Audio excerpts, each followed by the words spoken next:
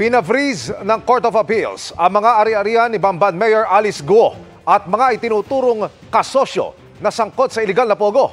Bilyong piso umano ang pumapasok na pera sa kanyang mga bank account. Nakaramihan po ay galing sa China. Nakatutok si Mav Gonzalez. Helicopter, 12 sasakyan, 12 real properties at 36 na bank accounts ang mga ari-ariang yan ni Bamban Mayor Alice Guo. Inisyuhan ang freeze order ng Court of Appeals. Hiwalay pa yan sa 21 frozen bank accounts ng QJJ Farm at QJJ Embroidery na family business ng mga Guo na sakop ng utos.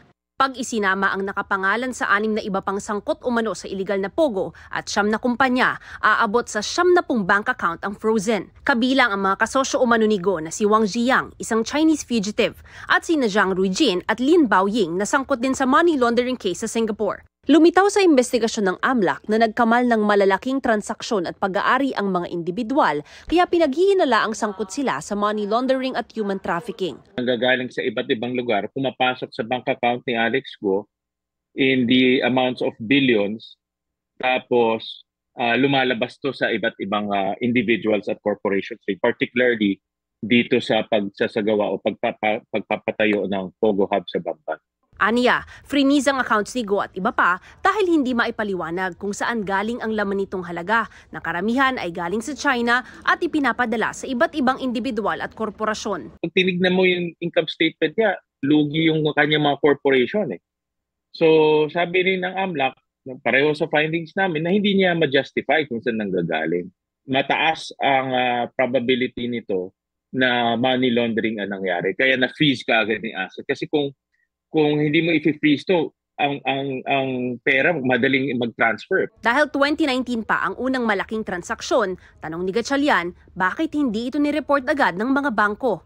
Obligado silang gawin yan kung mahigit kalahating milyong piso ang transaksyon o kung suspicious transaction o hindi maipaliwanag kung saan galing ang pera. Mayroong pagkukulang yung mga bangko dahil bakit 2024 lang nila na report? Meron din akong suspetsa na itong mga bangko, meron din ganitong tsabahan. Noong Miyerkules ay naghain na ng money laundering case ang AMLAC laban sa mga individual at korporasyon na freeze ang mga account. Inalmahan naman ng kampo ni Guo ang paglalabas ng mga bank account na aniyay confidential at saklaw ng Bank Secrecy Law at Data Privacy Act. Humiling na ang komite sa Senado ng arrest order laban kay Guo, bagamat wala pang inilalabas ang Senado. Nakamonitor naman ang Bureau of Immigration. So far po doon sa records natin kay Mayor Alice Guo and Guo Huaping, wala po tayong nakikita na recent travel records niya palabas po ng bansa. Sa mga kasamahan po nila, wala rin po tayong nakikitang recent na travel records, although tandaan po natin na lookout bulletin lamang po ang in-issue sa ngayon.